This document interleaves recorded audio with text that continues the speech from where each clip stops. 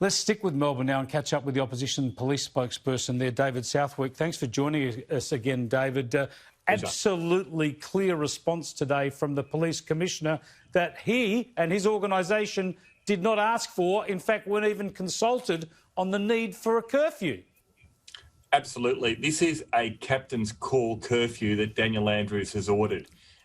Again, no consultation by the Chief Health Officer, no consultation with Victoria Police, and for the Premier to go out each and every day and say that he doesn't do anything without the consultation of the Chief Health Officer is a lie, and he's been caught out, and he needs to immediately remove this curfew that is putting Victorians under so much pressure. And as we've already heard, today is Are You OK Day.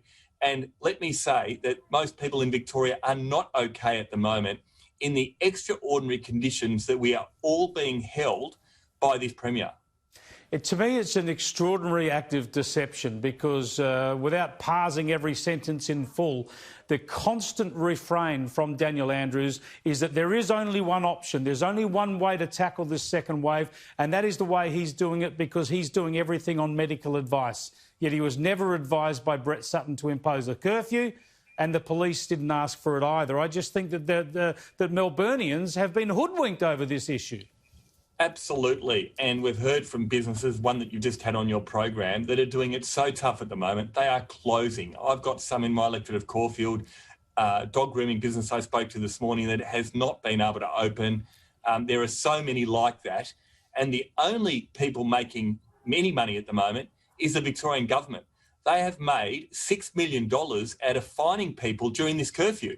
I mean, what a disgrace. $6 million has been raised in the government coffers for those people on a curfew that should not have ever happened.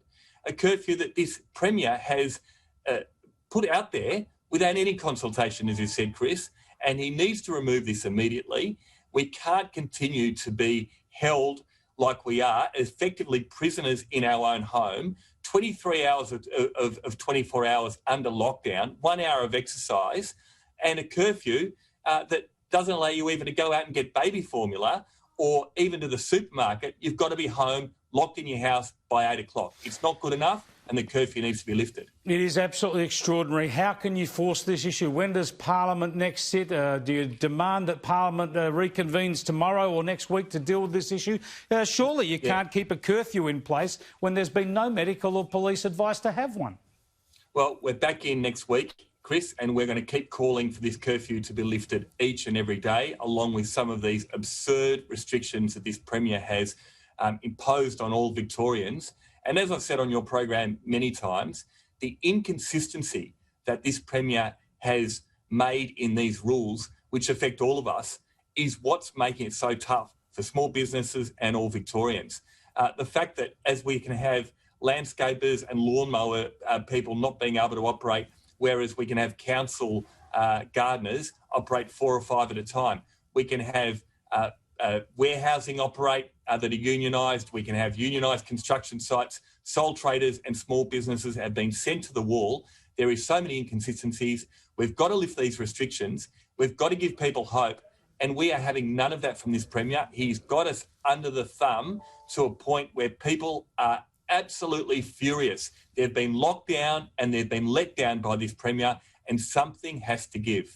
Now, David, I don't want, no one wants to criticise the police, and I accept they've been put in an invidious position by the rules that the Premier's put in place. But are you concerned that they are overplaying their hands in some instances, the handcuffing, the coming up and warning people to move on when they're sitting out on a nice day in the park? Shouldn't the police at least be applying these laws with a lot of discretion?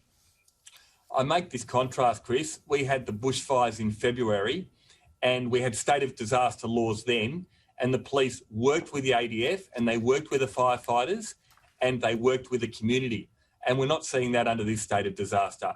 The Premier has instructed them to use the heavy hand in whatever it takes to ensure that the laws are enforced. It is not the way that we need to go forward here.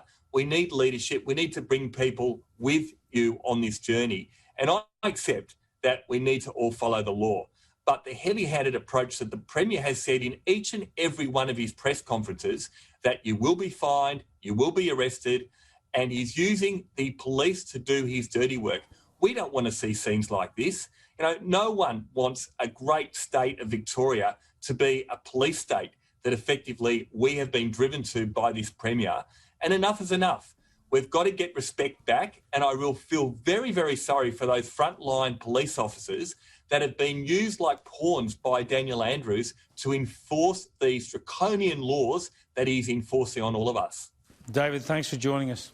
Pleasure. David Southwick there, who's the opposition police spokesperson in Victoria.